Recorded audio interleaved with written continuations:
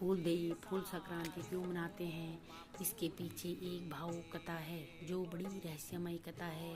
पहले ज़माने में उत्तराखंड में एक राजा थे। उनकी कोई संतान नहीं थी, परंतु कुछ समय पश्चात उनकी एक पुत्री हुई जो बड़ी ही विलक्षण कन्या थी।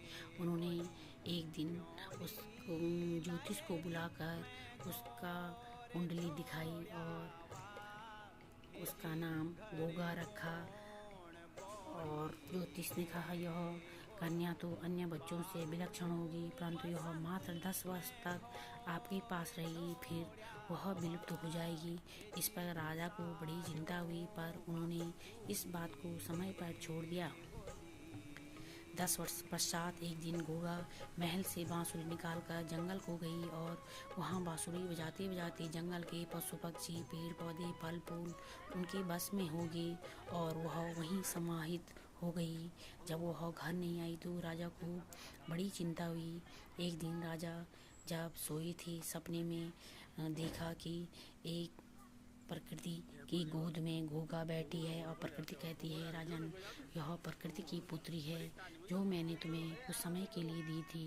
अब तुम चैत्र मास की प्रतिपदा से अष्टमी तक इसकी पूजा करना, ताकि इंसानों को बसंत ऋतु में प्रकृति और फल फूलों का एहसास हो और वह प्रकृति से प्रेम करने लगे।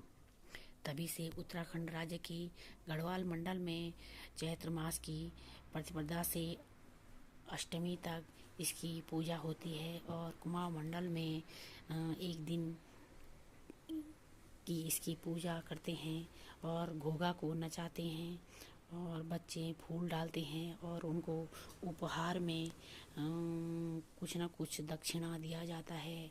इस प्रकार से उत्तराखंड में फूल संक्रांति को मनाते हैं और पूरे देशवासियों को, प्रदेशवासियों को फूल संक्रांति की हार्दिक बधाई और सबके घर में सुख समृद्धि हो। आप सभी पे घोगा की कृपा बनी रहे।